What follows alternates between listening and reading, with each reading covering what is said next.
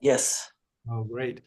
Good afternoon and welcome. I'm Alex Vatanka, Director of the Iran program here at the Middle East Institute in Washington.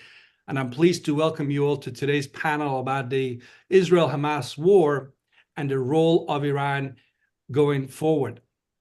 Let me just very quickly set the stage. The aim of this panel is not so much to discuss the history of Iran's support for Hamas, which is well known. The hope is that we can discuss how Tehran is likely to position itself once and if there is a political process to follow this latest round of fighting. Can we see a situation when Iran can work with the other majority Middle Eastern states that are open to support an Israeli-Palestinian political dialogue? How can the Arab world, particularly those states that have a working relationship with Iran, shape Tehran's calculations? And what can the West, Europeans in particular, do to encourage Iranian acceptance of an Israeli-Palestinian peace process? MEI is delighted to welcome our three outstanding experts for a conversation around these issues. In the interest of time, I will introduce them by name and affiliation only, and in order they will be speaking today, but you can see their full bios on the page for this event on MEI's website. First, we'll start with Nasser Hadian, who is a professor of political science at Tehran University. He is joining us from Cyprus today. Next, we have Maha Yahya, who's a director of the Carnegie's Middle East Center in Beirut, where she is speaking to us from. Last but not least, we have Eckhard Wurtz, who is the director of the Middle East Studies at the German Institute for Global and Area Studies, based in Hamburg, Germany. And I encourage everyone to submit your questions. Please use Zoom's Q&A feature. I'll be looking for all your questions and we'll include as many of those questions into the conversation today as possible. With that all said, let's start, and let me turn to you, Nasser. You'll get the floor first. You know, sitting here in Washington, it looked to many of us that Iran was surprised by the extent of US support for Israel. I wonder if you would agree with that in terms of what you've seen since October 7th and Hamas's attack on the state of Israel. And would you say, has this demonstrated that US commitment to Israel's security perhaps should give Iran some new lessons to take on board as Iran figures out its own policies vis-a-vis the United States in the various contexts of regional competition, whether it's around the nuclear issue, and whether you think the lessons, if there have been any lessons learned by Tehran over the course of the last 2 months or so, if these lessons will shape Iran's next moves vis-a-vis the United States, the West in general. So let me stop there and pose this question to you, Nasser. Floor is yours, please.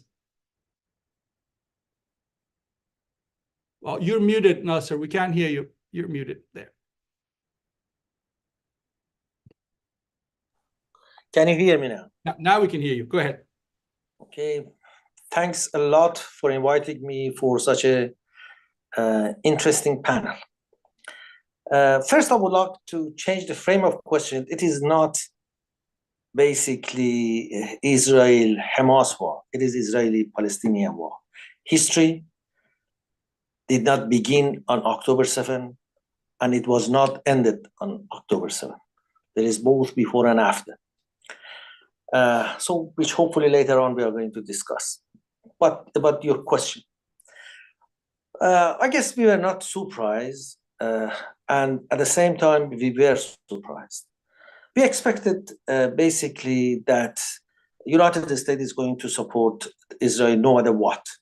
The relationship is so close, which it would be a naive idea in Tehran to believe that United States is not going to support Israel wholeheartedly and all the way. But still, to this extent, I guess the whole world is surprised.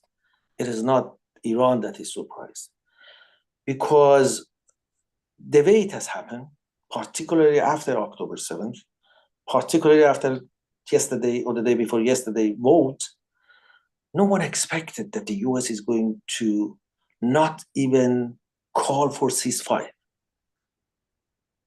And we all know that it is the West including United States, which is backbone of this normative structure called, international humanitarian law, international law, human rights, so forth and so on. It has been damaged to the extent that it would take generations to overcome. After the war, hardly US can legitimately call for or apply this principle. If we cannot call what's happening in Israel, in Gaza, a collective punishment, then what is collective punishment? How possibly we can apply that anywhere else? If it is not a genocide, then how possibly we can call any event in the world genocide? So I'm afraid after the war, United States and the West will find it very difficult to defend this principle. As someone who believes in these principles, I guess we have to try hard to make a distinction between these ideas, these rules, these laws, these norms, and those who articulated them. Say that yes, they might have been very influential force in the articulation of these principles, but it doesn't mean that it belonged to them. They prove they are incapable of being a very legitimate defenders of these principles after what happened basically in Gaza. Then answering the question which you posed basically in your written statements, if Iran is ready to support any sorts of political processes, peace processes, I guess it all depends how the Gaza war is going to be ended, how this war is going to be ended. Provided that, it ended quickly with the cost which already is there, not more. Hopefully, we are going to remain within these tens of thousands. Hopefully, we are not going to hundreds of thousands of killed, massacre. Then there is a good possibility that Iran would not object, not support, but would not object. For the current, I would emphasize these two current. The current policy of the current Iranian government. There are two current. The current policy is basically to stop the war, to go for a ceasefire, and to go for basically what they call managing the conflict.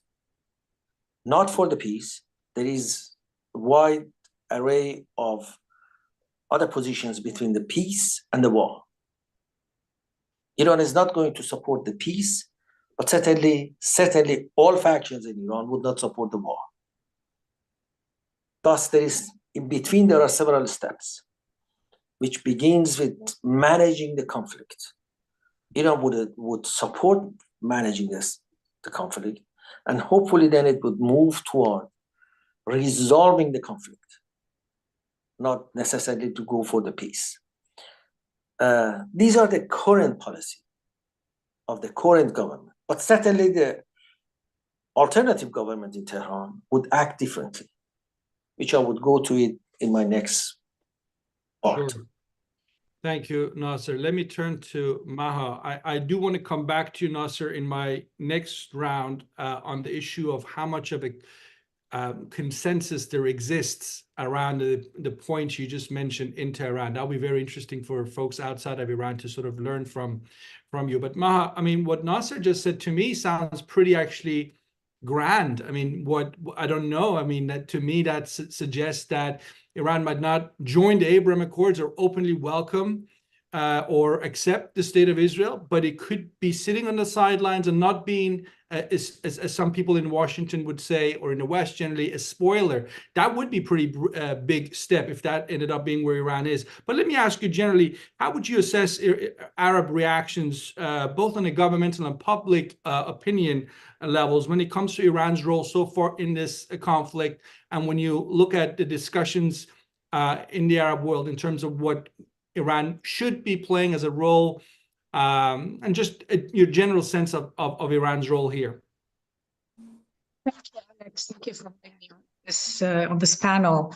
I'll comment very briefly on the issue of Iran not being a spoiler. We were already hearing prior to October 7th, Iran saying, and this is recent, Iran saying that should there be an Abraham Accord between Saudi Arabia and Israel, this is none of our business. It's Saudi Arabia and Israel. And this will not impinge on the rapprochement between Saudi Arabia and Iran. It wasn't loud, but I was already starting to hear it. I'm sure all of us were already starting to hear it in different conversations. So I think there was a move in that sense. And this came out of a sense that Iran, for the first time over the past few years, was beginning to settle and was gaining more acceptance for its regional role. There was a rapprochement with Saudi Arabia. Its position in Yemen, in Syria, and Iraq, and Lebanon was no longer really being challenged by, at least at the regional level, by any of the Arab countries. Syria, where it has significant influence, was being, readmitted into the Arab fold, so to speak. So things were, to some extent, going in a direction that favored an acceptance of Iran's regional role and strategic position, which is why I think October 7th was also it put Iran between a rock and a hard place, and we can talk about this further later. Does this still play out in a post-October 7th situation? I'm not so sure. I think Iran today is trying to capitalize to the extent that it can on what has happened. And again, we can have a bit more of a discussion in a bit about this. But to go back to your question, I think it depends on which part of the Arab world and who you're speaking to. For example, a poll just came out today. It's a legitimate and highly respected pollster showing that Iran's popularity amongst Palestinians has risen. And it's quite significant, whereas the popularity of Arab countries, including Saudi Arabia, is not that high. And it depends between the West Bank and Gaza. So we're looking at something like 30 to 40% between Gaza and the West Bank for Iran, to 10, 11% for Saudi Arabia between Gaza and the West Bank. So on the Palestinian front, the sense that Iran is at least, in support, maybe not in the way they would like it to. Hezbollah, as we know, has entered the fray of the battle. They are part of this regional complex, but they've maintained that this is a Palestinian battle, and the Palestinians have key leadership on this. At the popular level, when you talk to ordinary people, the question of Palestine, obviously, it's still up front and center. It had been dismissed for a long time. The Abraham Accords were built on the idea that the Land for Peace formula, which was enshrined in the 2002 Arab Peace Initiative, had become null and void, was no longer important, and that we could go ahead and build a security and a regional security and economic architecture that completely sidelined the Palestinians, but I would say even much of the Levant. We saw the announced trade route between India, the Gulf, Israel, and Europe, completely bypassing much of the Levant, not only the Palestinians. And the idea that, the status quo will maintain itself and our Palestinians will remain under occupation and can remain in this open air prison in Gaza, and nothing much will happen. Well, that's been turned on its head. What we have seen in terms of public support amongst Arabs across the region for Palestine and for Palestinians has been quite overwhelming. And I would venture even further to say that it has also forced Arab governments to become more and more vocal on this issue in ways that we have not seen, I would say, in the past few decades. The challenge today is there doesn't seem to be a unified Arab vision. I mean, the last one we had was the 2002 Arab Peace Initiative, but since then we have not seen anything put on the table of that nature. And today, in the way the conflict is being handled, all the questions about what happens, I'm becoming very resistant to the notion of a day after, given the level, I mean, the horrific level of destruction in Gaza today. We're talking about a strip of land that is really becoming uninhabitable. It's not just about 50% of the housing being destroyed, 18,000 people dead, more than 30,000 injured, but it's the systematic destruction of all the infrastructure of civilian life, whether it's hospitals, schools, courthouses, the parliament, etc. So, but this was a bit of a transgression. Going back, I think in a sense, in a kind of a, what happens afterwards, Iran will need to be part of any kind of a regional discussion on what could an end game be, and then we can backtrack from that, and we can talk about what can be done in that arena, if you like. Thank you so much, Maha. Let me turn to Eckhart. And Eckhart, please do react to anything you've heard so far from Nasser and Maha, if you wish.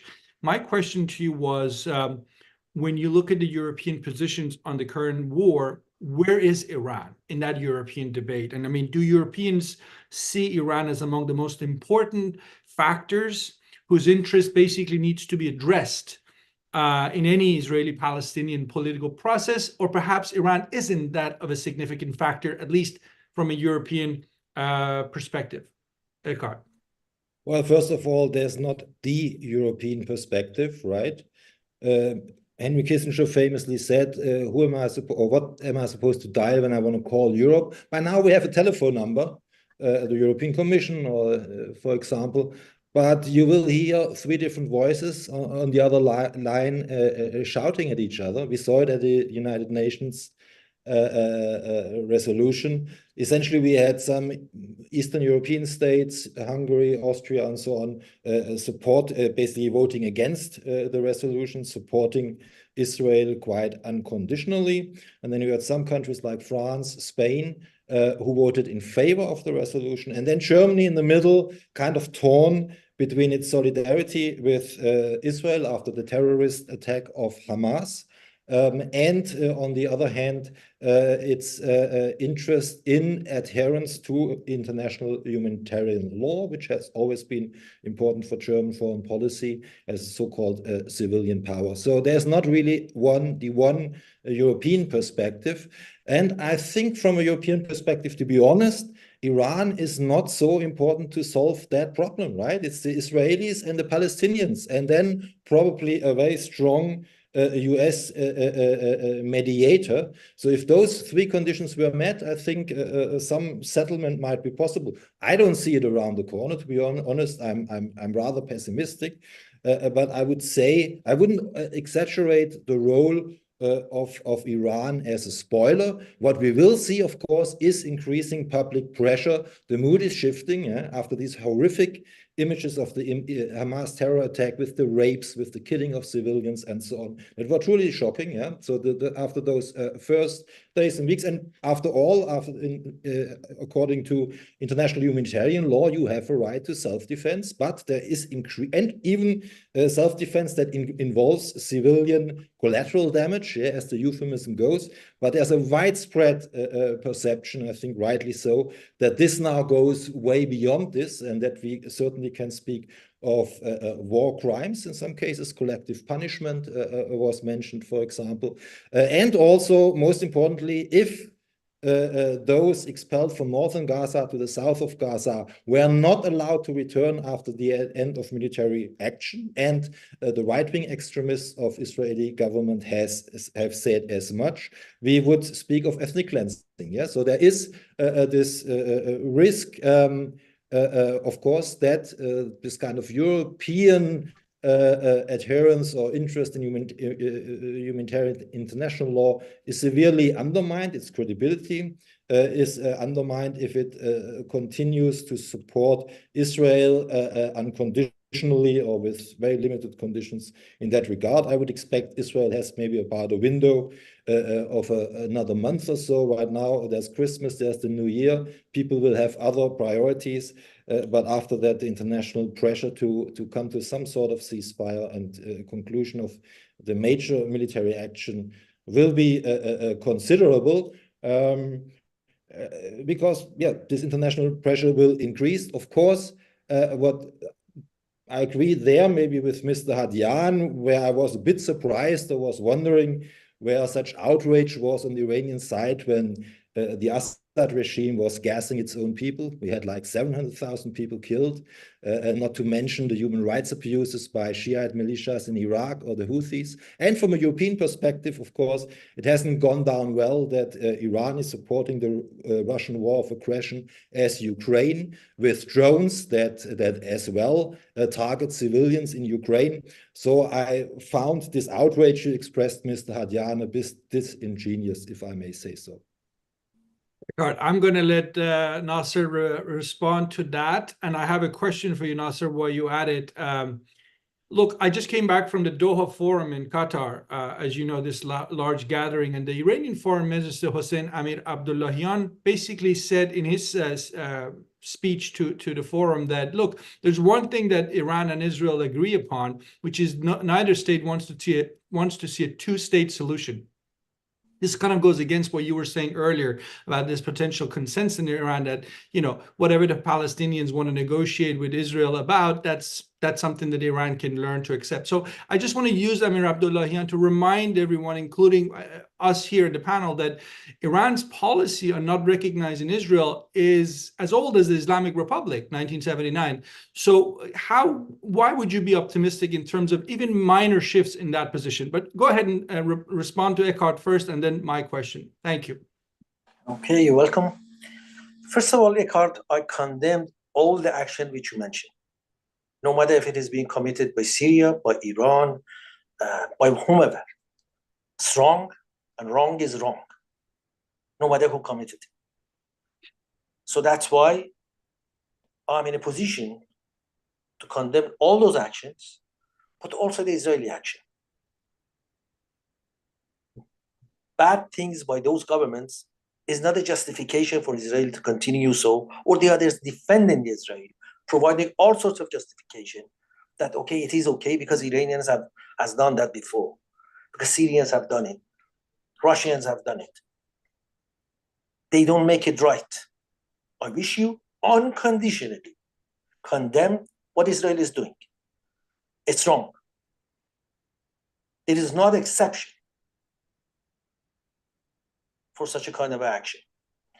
But regarding your question, Alex, you know, Iran basically is trying to find a way to stop the war because they think that's immediate, that it is very important for the long-term planning. Because the rate of killing and the witness, we are all witnessing what's happening, is impacting every calculation. It is extremely difficult to sit and watch these things. Mm-hmm. We didn't see these things in Syria. We didn't see these things in Ukraine, which is far different from what's happening in Israel. But they're all bad. They're all wrong. But it has an immediacy. It has an immediacy that this should be stopped. There should be a ceasefire. Just look at the talks of German chancellors before and now. Just look at what the lions talk in the Russian invasion of Ukraine, and just look at what they say now. These double standards for us, not for our governments, for us should be wrong. We should condemn this double standards, no matter which government is doing it. And also, I would like to say that under two circumstances, the war can be expanded, which is a very major and serious concern of mine. One is if Israel attack Hezbollah, Israel attacking Houthis, attacking Hashd, or in fact even attacking Iran, would not lead to a regional war, would not lead to expansion of war. Because Israel cannot inflict enough harm on Iran in order to change our strategic calculus. We know we can respond in kind proportionately. Thus, that would not lead to the expansion of war. But Israeli attack on Hezbollah would lead to the expansion of war. Condition number two is US attack Iran, US invading Iran. That's an entirely different thing. If US invade Iran, then the war would be a regional war. So these are the two conditions which we have to be careful. Of course, many messages have been exchanged to the Israelis, Iranians, Americans, Iranians, in order to prevent those things to happen. So that's what makes me worry. And there are a couple of other things which I would like to address them later. But regarding just one sentence about the Arab Peace Initiative. As I mentioned, Iran may not like it, as you correctly said, but it's going to, at the end of the day, as Maha said, we are going to accept it. With UAE, we didn't like it to normalize with the Israel. Same thing with Bahrain, same thing with Azerbaijan, same thing with Turkey. At the end of the day, we have a relationship with all of them. And we would like to improve our relationship with them. That's the same thing with Saudis. We don't like it, but we are going to tolerate it. We are going to accept it. And my last sentence. Unfortunately, my government should be blamed for a major portion of what's happening now in the war. Iran was very much instrumental in bringing the extreme right in Israel into power. By radicalizing the situation in the region, Iran has helped the extreme right and unfortunately weakened the Israeli left. So that's why, without Iran, I can say that one. Not all the blame should of course go to Iran, but without Iran, I guess Israel never would have been moving that much to the right. Israeli politics, to that extreme right. So in that regard, a portion of the blame, a good portion of the blame, is on Iran. Thank you. Thank you, Nasser. I do want to come back to you on that issue. If I misunderstood you, forgive me, but I thought you said for a second you compared the Abraham Accords with the Arab Peace Initiative of 2002. If that is true, that is, obviously a very significant comparison, because one thing is to accept Abraham Accords and your neighbors having diplomatic relations with Israel. Another thing is to accept the Arab Peace Initiative, which is essentially de facto recognition of Israel. We have done it. In fact, we have endorsed it before. Okay. Well, we have endorsed that. But my point is, yes, we are going to nag, no doubt about it. The current government. Current government is going to nag. They're not going to like it, but at the end of the day, we are going to tolerate it. Thank you. And Maha, I think I don't even have to ask you a question because I think you want to react to what you heard. So go ahead. Yeah, just two very quick reactions. I think comparing the Arab Peace Initiative to the Abraham Accords is not really the right direction. Let me put it this way. The Abraham Accords are bilateral relations between the UAE and Israel, Bahrain and Israel, Morocco and Israel. They're based on a bilateral understanding and an accord between those countries. The Arab Peace Initiative was a strategic one at the level of all Arab countries that are part of the Arab League. And it was offering a land for the Palestinians in return for Israel being peace for Israel and it being recognized and absorbed into the region at the regional level. So I think these are one was very multilateral and the other one is very much on a bilateral basis. So I think these are two very different things. The other issue I wanted to react to is the question of Hezbollah. And Hezbollah has been targeted today for the past 2 months almost. It's very clear that, and it has been showing considerable restraint, one has to say that. From day one, they've clearly indicated that they do not want to conflict in the region. They recognize that if rockets start raining in on Israel, then all hell is going to break loose. And part of the American and UK messaging right after October 7th was to send all these ships. There are more naval ships in this region surrounding between the Mediterranean and the Red Sea than we've seen ever. So it's almost, not a naval blockade, but there's an entire armada of multinational ships in the region. So I think sending all of these was really a messaging that the security of Israel is a red line for much of the Western world and for the United States. And Hezbollah and Iran understand this. They understand that rockets raining on Israel all of a sudden from Yemen and from Iraq and from Lebanon will drag everybody into not even a regional, but a global conflict that nobody really wants. And it's a zero-sum game. But the war is regional already. What we're seeing today is a tactical deployment of the different assets that Iran has in the region, whether they are proxies or partners. The relationship differs between the different groups. The Houthis have taken it upon themselves to target trade and maritime trade near Bab el-Mandab, which is another line of strategic importance for the United States specifically, but for the global community. The Iraqis, PMF units have been targeting American bases in Syria and in Iraq. And in Lebanon, we've seen an increasing intensity in the conflict along the border areas. And Israel has gone way beyond the border areas. They've targeted places in more than 40 kilometers into Lebanon, near Saida and near Jazin. So Hezbollah has not done the same. They have not tried to target areas that far geographically on the other side of the border. They've increased the intensity of the bombing. They've diversified a bit the arsenal that they're using, and it's all signaling to say we've got a lot more.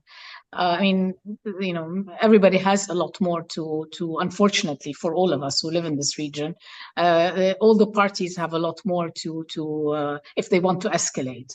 Israel has also been using phosphorus bombs in the border areas. 40,000, I think, olive trees have been wiped out. They've targeted journalists. 3 journalists have been killed with direct targeting, civilians, etc. So from Hezbollah's end, there's been an attempt to keep this as contained as possible, maintain the pressure on Israel's northern border without escalating to the point where, at the same level with Gaza. When the ceasefire happened, the signal was, okay, so long as there's a ceasefire, we will also stop at the same time. So I think these are important nuances for us to understand. The problem today, the challenge today that we have is 2. One is on the Israeli side. There doesn't seem to be a vision for what do we do afterwards. Okay, we're going in. They're going in. They're destroying Gaza for what it is. under the rubric of we want to undermine and destroy Hamas completely. History shows us that movements such as Hamas do not get destroyed in this way. And then what? There is no then what until now. There's no real vision for what will happen after that. And you have a beleaguered government with on the Israeli side, with a prime minister who's looking for his political survival. They're now upping the ante on the Lebanon border, saying that they want to have security guarantees, they want to have a buffer zone along the Lebanese border. There have been threats of, ground incursions by Israel, which would be a strategic mistake and would indicate they really learned nothing from the history of their engagement in Lebanon, their military engagement with Lebanon. So there is a lot of concern that there doesn't seem to be a vision on the Israeli side of what next. And we have a society that's really in shock, an Israeli society that is, in shock as a result of the horrific events of October 7th. It's become highly militarized and there are major security concerns. They have a great sense of insecurity. This does not diminish from what's happening in Gaza, but one has to recognize also the dynamics on the other side of the border. So I think in all of this, it's a slippery slope for this to become a regional conflict. It is a slippery slope. And I think this is where the US is playing an important role. For all its backing of Israel in Gaza, there has been considerable pressure on Israel not to open up another front with Lebanon. And I think that hopefully this pressure will continue. Again, the challenge is that also on the American side, as well as there's a real vacuum or on the Iranian side, there's a real vacuum on all sides, a void in terms of what comes next and what is the end game and what is it that we would like to see 5 years down the road in this region if we really want to achieve any kind of peace and prosperity for people in the region. There was one other thing I wanted to react to, but now it's gone from my head. So if I remember, I'll come back to it. Please find it, and we'll come back to it. We will have time for. I think that just the 2 seconds. Also on the issue of Iran being culpable for the shift in Israeli politics to the right. Yes, the actions of Iran in the region, all the proxy groups, etc.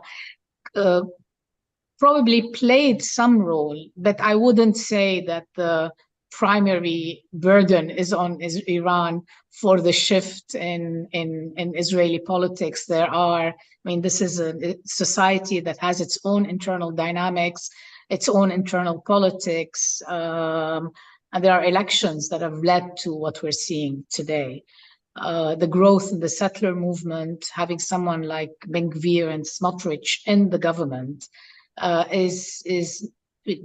of it has to do with security concerns, but these came after the sense that there was a normalization process happening with or without Iran's acquiescence.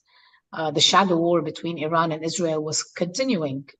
Assassinations, cyber attacks, etc. That was going full-fledged. You've been following this, Alex, for a long time, so. I have my questions on that. Thanks, Ma. Let me turn. We'll come back to you. Eckhard, obviously, again, do react to anything you've heard so far in this last round. But I wanted to ask you, you said Europe doesn't have one Iran policy. For that matter, Europe doesn't have one Ukraine policy. Europe has no one policy on a given issue. So, but when I look back at the sort of early 1990s to sort of early 2000, there was this period, you remember, where the Europeans were pursuing things like critical dialogue with Iran, where they're trying to encourage Iranian behavior. Could you see a moment where there will be a basic European set of demands that they can agree on, from Hungary to France to the Scandinavian countries and all the way to the south? Basic demands on the part of the Europeans as a bloc. I'm assuming that the Islamic Republic still has some hope to revive some of the old ties with Europe. And if that is true, what sort of demands could the Europeans put to Iran in terms of their relations as part of what Iran pursues in the region in terms of the axis of resistance model, the sort of support for militant groups. I mean, how can you realistically encourage that kind of a critical dialogue with Iran one more time? It didn't necessarily result in much good back then, 20-some years ago, but maybe events, the attack on October 7th, this war that's going on, gives us reason to want to try one more time. Because I want to go back to something Maha said, which is extremely important, that, and again, I hope I understood what she said correctly, that if Iran has been given reason to soften its position, not be a spoiler, if its security needs are met, Iran will act accordingly. So in that context, I'd love to hear your thoughts, Eckhart. We can't hear you. You're muted. You're muted.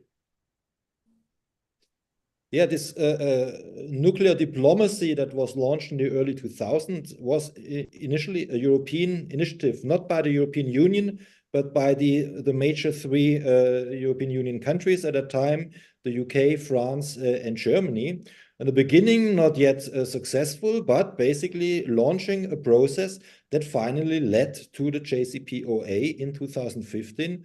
And it was also accompanied by some sort of soft power outreach. I remember Mr. Khatami went at a time with the German president to Weimar, and they had some sort of memorial remembering Hafiz and Goethe, you know, two famous poets that Goethe had a very great respect and fondness of Hafiz.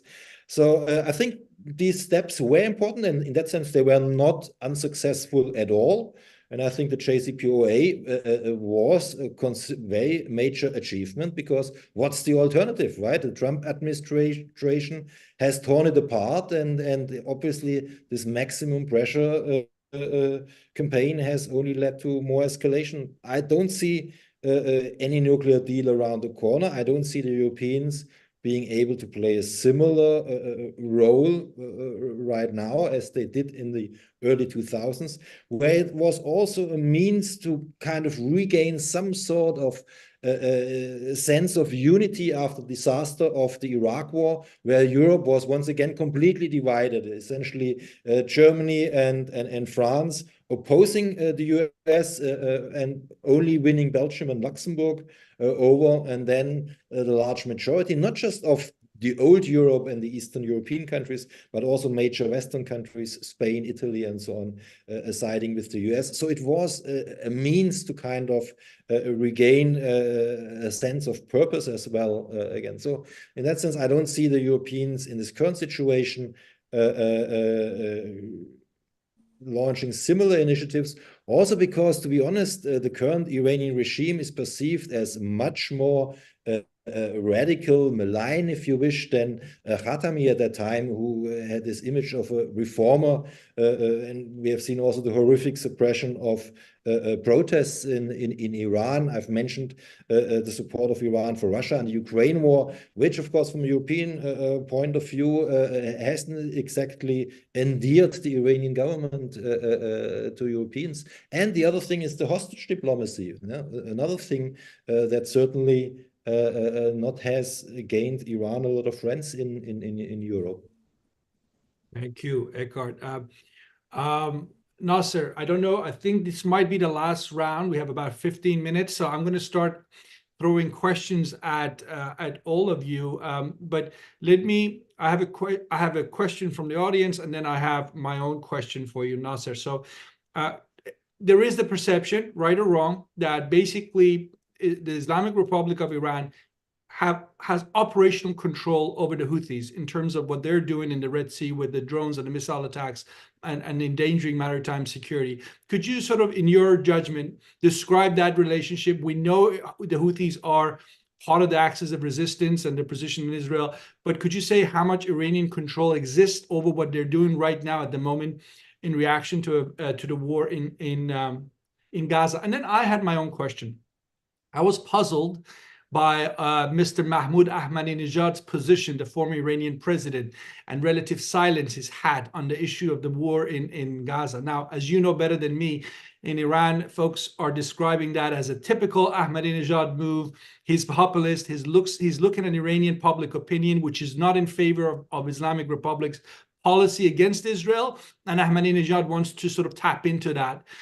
What would you say in terms of Iranian society's position? Because there is this feeling that Iran's position, not recognizing Israel, is costing Iran dearly. And even folks like Ahmadinejad are now sort of starting to tap into that. Am I onto something here? Or am I totally off? So one question on Houthis and then this comment of mine. Thank you very much. Can you hear me? Yeah, you're good. Regarding your first question about the Houthis, you see, the principle in Iran is the decision should be taken by their axis of resistance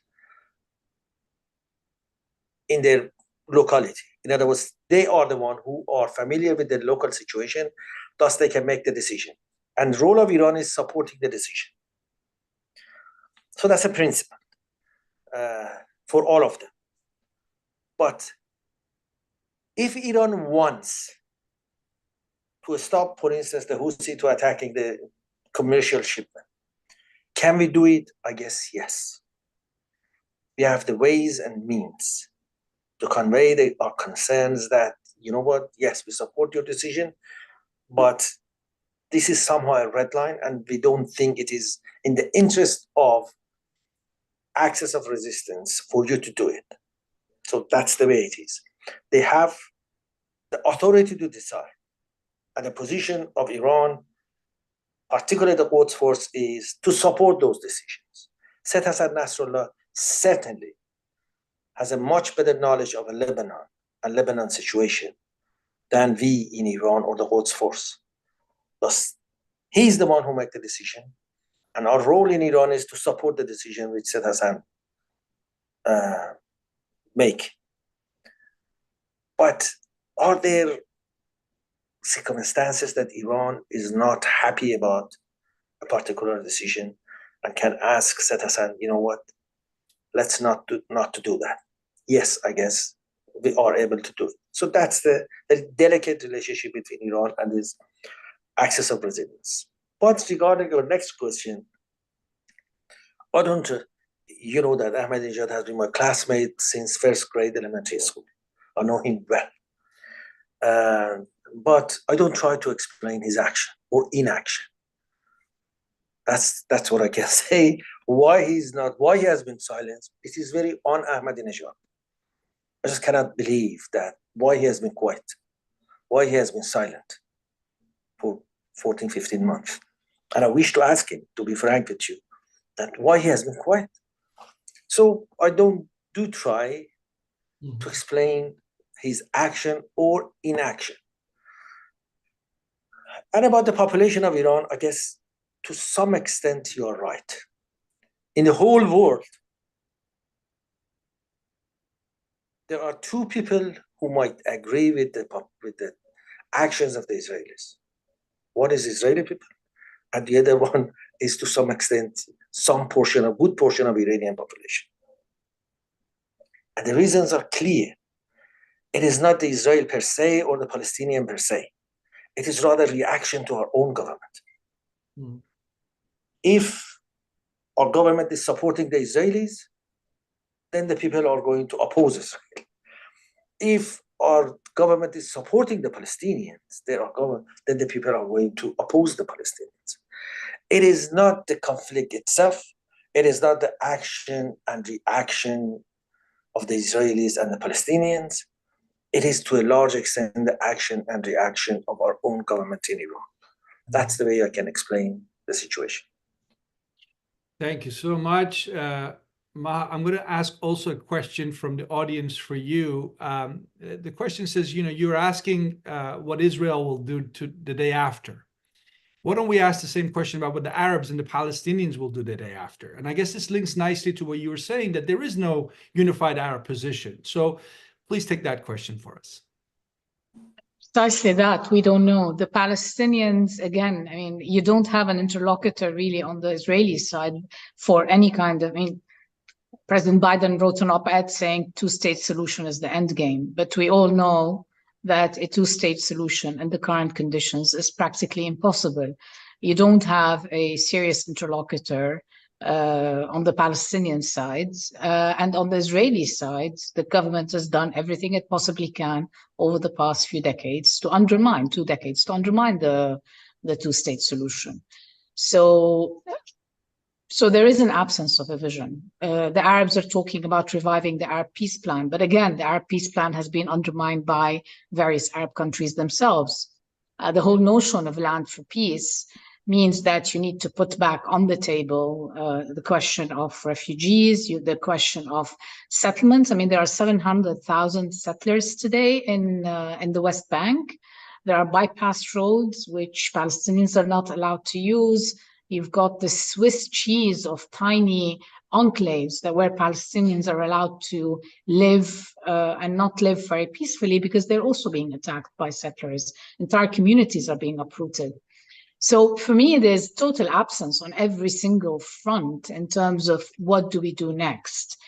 To my mind, what we've seen is a serious, and this has been of tremendous concern for, I would say, the countries around that are around Israel, Lebanon, Jordan, maybe Jordan and Egypt first and foremost, but Lebanon as well. And for much of the, I would say, even people around the world, this notion that ethnic transfer may actually be the end game of the current military operations in Gaza. We're seeing the notion of ethnic transfer of Palestinians being normalized and being talked about at almost every single level, whether it's senior members of the current Israeli government, and I'm not talking about Smotrich and Ben-Gvir, but others as well, whether it's members of the Knesset, whether it's writers, putting op-eds in the Washington Post and other places, Wall Street Journal and other places, talking about how, the United States should support the move of refugees. The total annihilation of any sign of life or potential life in the north of Gaza, going after now citizens in the south of Gaza, or now you have 1.8 million people squeezed into a very, very tiny space. And what already was, prior to the conflict, considered as one of the highest densely populated pieces of land in the world. So all of this leads us to think that the only end game, and we hear about reports coming out and studies coming out of, for the Ministry of Defense, talking about creating settlements for Palestinians in Sinai. All of this leads us to the conclusion that perhaps the end game on the Israeli side is the ethnic transfer. The response of the Arabs, no to ethnic transfer. This will not happen. But in the meantime, there's no other vision for, and okay, the two-state solution is the end game. But today we're living in a two-state reality, an apartheid state at that. But it is a two-state reality. I mean, you have two legal systems for two different communities. The bottom line is no one seems to have the courage to say, okay, these are the realities on the ground on all sides, whether it's the Israelis or the Arabs or the international community, the Americans, the Europeans, no one. To say, okay, these are the realities today. This is what we need to do to move forward. And then how do we create partnerships on both sides of the line in order for us to get to this particular endgame? Thank you, Maha. We have about 6 minutes left. Eckhard, you can take the next 6 minutes, or if there's time, we can try another round. It's up to you. But Eckhard, my question is this. You described the sort of European response to the Hamas attack on Israel. My question is, where do you think, because you also talked about shifting public opinion. I think you said that Israel has about a month, but there are folks here in Washington who are talking about, if you want to solve this issue of militancy aimed at the state of Israel, this is not going to end with Gaza. There are already talks about the United States having to prepare for the war that Nasser was saying would be a disaster, namely the war against Hezbollah. My question is, if the United States, and it's a huge if, President Biden's White House is already shifting position given public opinion in this country. But say the war expands. Let's say there is a war against Hezbollah.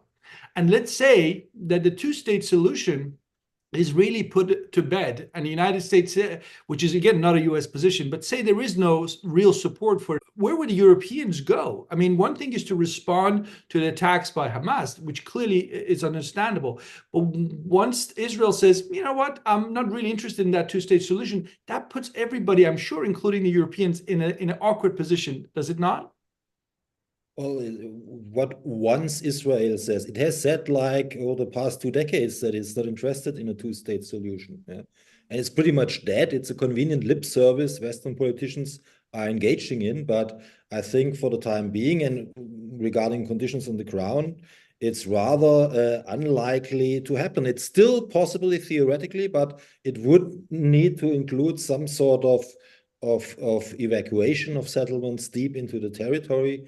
Maybe some land swaps, but I think it has been all these proposals have been on the table for a very long time, and I don't think right now there's a real interest. Hamas and Netanyahu government, they don't like each other. But one thing they can agree on, that they want to have a one-state solution. They can just not agree on who to basically expel in the process, and they cannot. They have basically the same maps. If you take a look at the Israeli weather map, apart from the Gaza Strip, the same maps. They just cannot agree on what's supposed to be the name on that map, and so in that sense, I'm a bit pessimistic. On the other hand, you know, like at one point, conflicts end. Yeah? And wars are terrible, but they can lead to peace, while ceasefires typically do not lead to peace. So who knows, maybe after this war, there will be such an exhaustion on both sides and both societies, and that they are fed up with it and maybe willing to go completely new avenues, maybe some sort of confederation or so. As I've said, at the end of the day, it's those two parties, maybe plus a very forceful US mediator that also puts pressure, especially on Israel, to make that happen. Iran, I don't think, has a real spoiler role. And I'm cautiously optimistic there's no regional escalation. Nasrallah was very careful in his speech. My God, was he careful, right? Of course, there was a lot of bluster and the martyrs and whatnot, yeah. But he was very careful to say, well, it's a purely Hamas issue, and we are doing a little tiny military engagement, but not too much, just to basically to tie down some military forces up there in the north. Yeah, so in that sense, I don't think, and Iran doesn't have an interest in escalation either. They have built up Hezbollah as a deterrent in the north of Israel for a couple of decades, essentially for domestic purposes. I don't know, maybe to prevent an attack, maybe to safeguard their nuclear program. Why should they give up this deterrent? Because the reaction of Israel on after a Hezbollah attack would be so massive. I mean, a real Hezbollah attack, not those skirmishes we are seeing right now, would be really massive. And I think Hezbollah knows that, Iran knows that, and they don't really have an interest in escalation either. So nobody really wants it. So if my bet would be on that, it stays pretty much an Israeli-Palestinian affair. Thank you. Listen, I'm being greedy, but give me another 3 minutes so we can hit the hour. So let me do one final round here with a question. By the way, Eckhart, I think I had a lot of sympathy with what you just said about the two-state solution being lip service.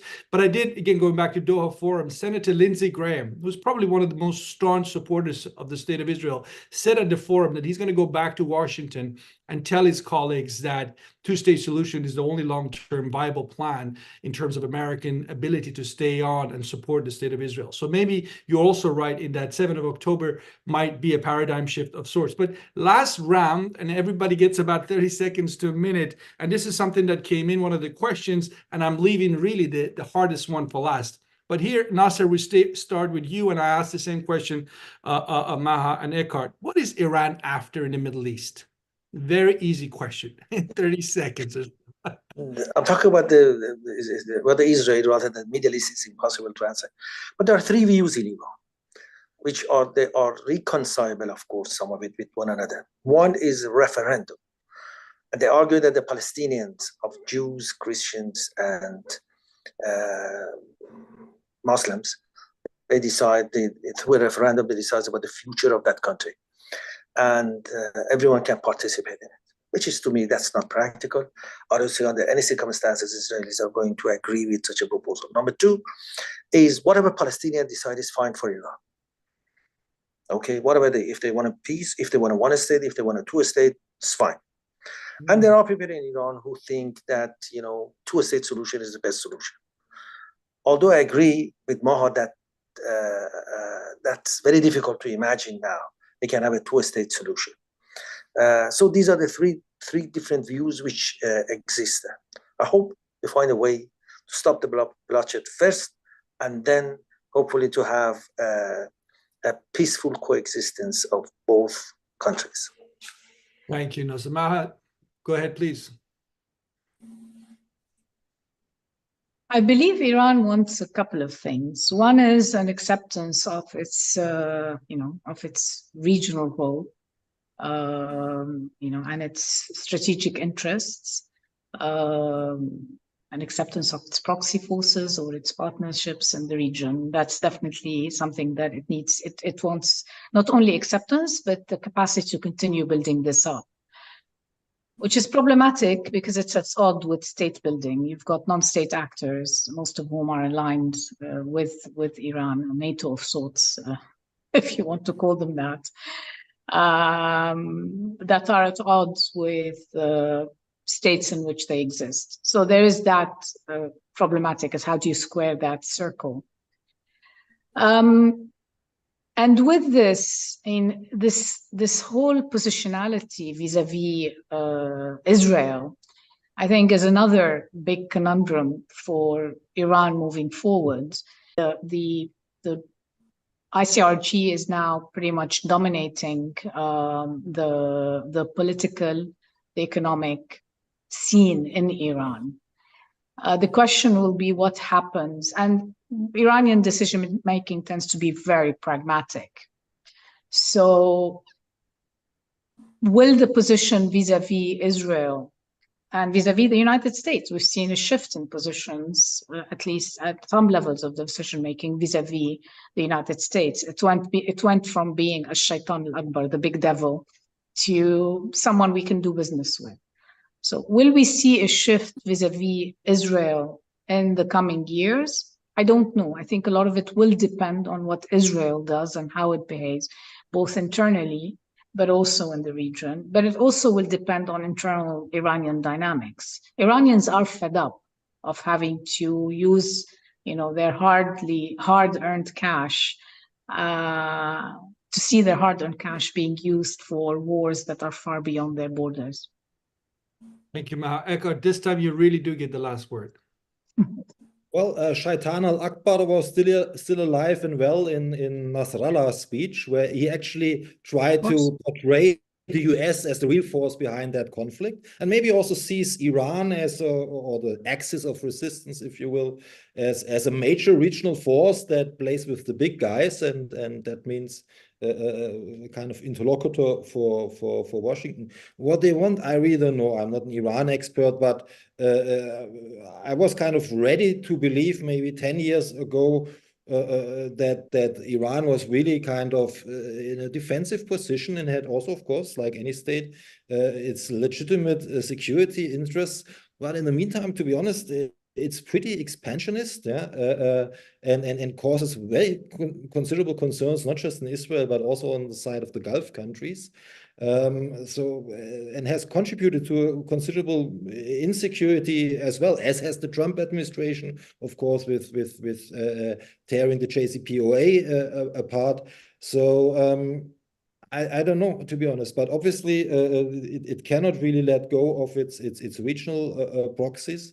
And the largest threat might come actually in the longer run from the interior. It has been mentioned here that many Iranians are fed up. I found it quite impressive how people in Iranian football stadiums were essentially booing the Palestinian flag, or you have chanting things like, why are we giving all this money to Hamas and Hezbollah? Rather a kind of Iranian first policy, Iranian isolationism.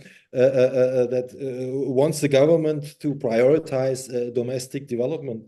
So I think to watch going ahead. And the same is true for Lebanon, by the way. My God, Hezbollah has presided, is no small actor in this economic downfall of Lebanon that we have been witnessing. Also the explosion in the harbor of Beirut, where we've seen no investigation whatsoever. So in that sense, I think Hezbollah is much less popular inside Lebanon than it was in 2006. That might be actually also a factor in Hezbollah being much more careful in further escalating the situation.